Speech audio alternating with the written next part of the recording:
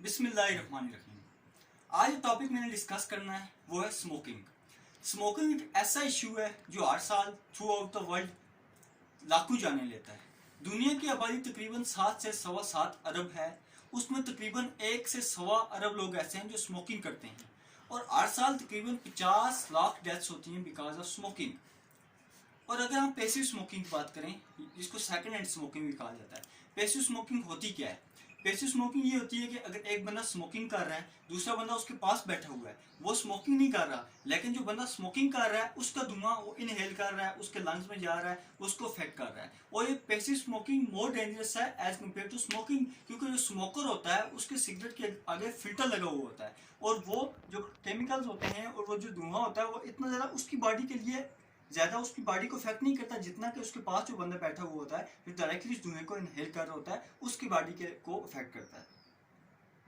तो passive smoking की बात करें तो तकरीबन 6 लाख डेथ्स होती हैं हर साल through out the world because of passive smoking. यानी कि एक बंदा स्मोकिंग नहीं कर रहा, उसके बावजूद 6 लाख डेथ्स हो रही हैं through out the world because of passive smoking. अगर हम पाकिस्तान की बात करें तो पाकिस्तान में तकरीबन 40% मैन ऐसे हैं जो स्मोकिंग करते हैं और 9% वुमेन ऐसी हैं जो स्मोकिंग करती हैं। यानी कि हमारी आधी आबादी स्मोकिंग करती है। और तकरीबन पाकिस्तान में अगर डेथ्स की बात की जाए तो तकरीबन हर साल 2 लाख डेथ्स होती हैं बिकॉज ऑफ स्मोकिंग। और पैसिव स्मोकिंग की वजह से पाकिस्तान में तकरीबन 18 से 20 हज़ार डेथ्स होती हैं हर साल।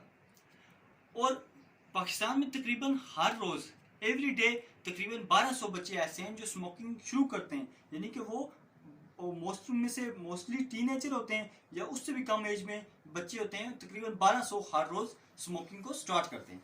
अब स्मोकिंग की डिफरेंट काजेज हैं। मेन काजेज जो मेरे जहन में हैं उनमें पहली जो मोस्ट इंपॉर्टेंट है वो है एज अ फैशन स्मोकिंग करना।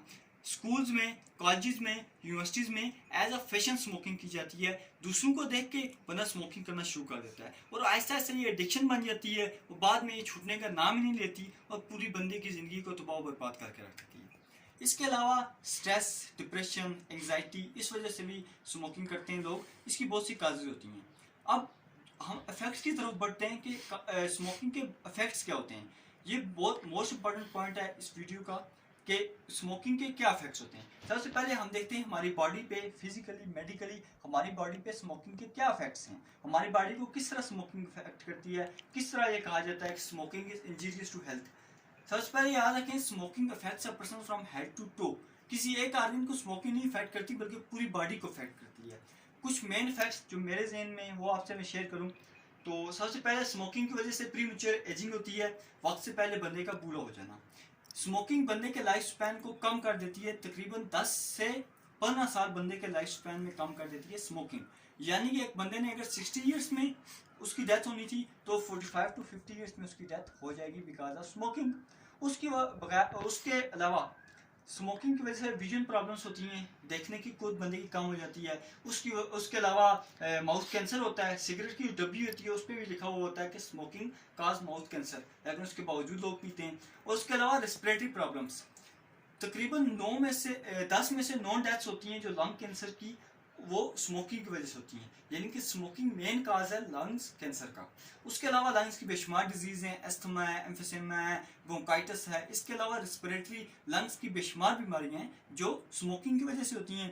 इसके अलावा पेप्टिक अल्सर्स होते हैं स्मोकिंग की वजह से, पेंक्रियाज का कैंसर होता है, गॉल ब्लैडर का कैंसर होता है। इस तरह से पूरी बॉडी को स्मोकिंग इफेक्ट करती है। और सबसे इंपॉर्टेंट पॉइंट कि इम्यून सिस्टम को बिल्कुल वीक कर देती है स्मोकिंग। अब इस बंदे का इम्यून सिस्टम वीक है तो he is most likely to suffer from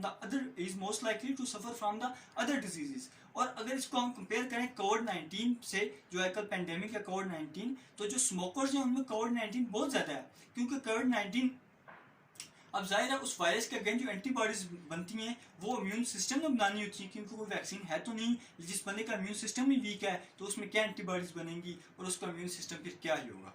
तो इसके अलावा जो बंदा स्मोकिंग करता है वो डेली अपने माउथ को अपने हैंड से टच करता है तो he is most likely to suffer from कोविड-19। इसके अलावा ये थी कुछ मेडिकल और फिजिकल इफेक्ट्स हमारी बॉडी पे स्मोकिंग के होते हैं। इसके अलावा स्मोकिंग के बेशुमार सोशल इफेक्ट्स भी होते हैं। बंदे की सोशल लाइफ को भी स्मोकिंग इफेक्ट करती है।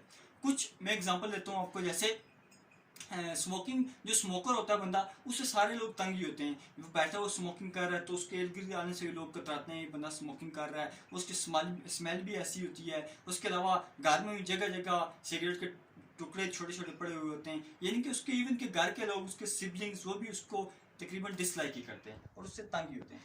इसके अलावा social leads to many crimes. आजकल हमारे यूथ में भी, वैसे भी हमारी सोसाइटी में क्राइम्स बढ़ रहे हैं, तो उसकी एक वजह स्मोकिंग भी है। वो कैसे? अब जो एक बंदा स्मोकर है वो स्मोकिंग करता जा रहा है, ऐसा ऐसा वो चेन स्मोकर बनेगा, उस तरह से और बेशुमार ड्रग्स एडिक्शन होंगी उसको। तो उस वजह से अब किसी बंदे को एडिक्शन हो गई है, उसको ड्रग लेने के लिए पैसे नहीं है, तो क्या करेगा? ड्रग तो उसने आरसू लेनी है, तो उसके लिए उसके पास अगर पैसे नहीं होंगे, चोरी करेगा, डाके डालेगा और डिफरेंट टाइप्स ऑफ क्राइम्स जो कि हमारी सोसाइटी में बहुत आम हो रहे हैं, तो वो स्मोकिंग उनका भी एक काज है।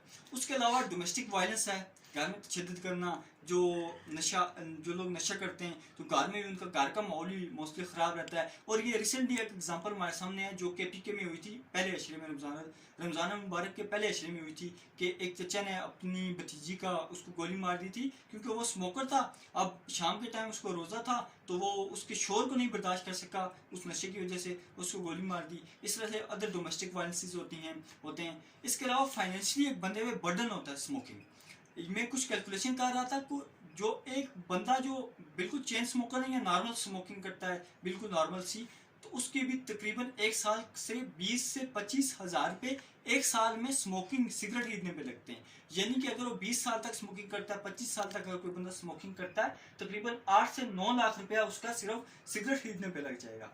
अगर स्मोकिंग ना की जाए तो ये पैसे बचाए जाएँ, इससे बंदा और अपनी बाकी नेसेसिटीज ज़िंदगी की पूरी कर सकता है, इससे बंदा गाड़ी ले सकता है और इस तरह से बेशुमार, यानी कि बंदा अपनी लाइफ को इम्प्रूव कर सकता है स्मोकिंग को छोड़ के। एक तो वैसे ही लाइफ स्पैन कम कर रही है, हमें अंदर ही अंदर खाई जा रही है स्मोकिंग, साथ में हमारे पैसे भी ज़ाया हो रहे हैं, फाइनेंशियली भी हम पे एक बर्डन है स्मोकिंग। तो ये कुछ मेन जो थे इसके इफेक्ट्स है स्मोकिंग के कि हमारी लाइफ को किस तरह से ये इफेक्ट करती है। अब ये कि हम स्मोकिंग से किस तरह से डील कर सकते हैं, किस तरह से अपनी सोसाइटी से इसका खात्मा कर सकते हैं।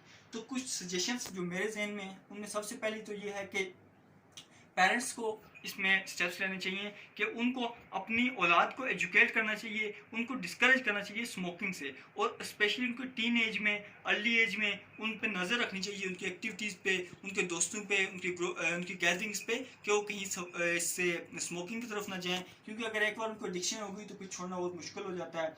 तो इसके अलावा नौजवानों को हमें मोटिवेट करने की ज़रूरत है, उनको डिस्करेज करने की ज़रूरत है, उनको साइड इफ़ेक्ट्स बताने की, उनको ये बताने की कि आपकी मेडिकल लाइफ को, आपकी सोशल लाइफ को, आपकी लाइफ को किस तरह से डिस्ट्रॉय करती है स्मोकिंग, किस तरह से आपकी लाइफ को डिवेस्टेट करती है। हमें अपनी यूथ को एजुकेट करने की और उनको स्मोकिंग से डिस्करेज करने की ज़रूरत है। इसके अलावा गवर्नमेंट को कुछ स्टेप्स लेने चाहिए। सबसे पहले तो गवर्नमेंट को स्टेप्स लेना चाहिए, नेशनल सतह पे यूथ को एजुकेट करना चाहिए, और उसके अलावा जो ऐसे सेंटर्स बनाने चाहिए गवर्नमेंट को जिनके थ्रू जो लोग नशा करते हैं उनकी ट्रीटमेंट की जाए, उनकी प्रॉपर काउंसलिंग की जा सके उन सेंटर्स में। तो ये कुछ इम्पॉर्टेंट पॉइंट्स थे रिगार्डिंग स्मोकिंग। तो सबसे यही गुजारिश है कि स्मोकिंग को, जो बंदा स्मोकिंग करता है तो उसको छोड़ने की भरपूर कोशिश करे, और बिल्कुल शुरू में बिल्कुल ऐसा नहीं होता कि बंदा एकदम से छोड़ दे, आहिस्ता करते करते बंदा स्मोकिंग को छोड़ सकता है। तो बस कोशिश करें कि स्मोकिंग को जितना जल्दी हो सके छोड़ने की कोशिश करें, और अगर कोई बंदा स्मोकिंग कर रहा है ना, उससे दूर ही रहें, ताकि पैसिव स्मोकिंग से और उसके इफेक्ट से बचा जा सके। Thank you.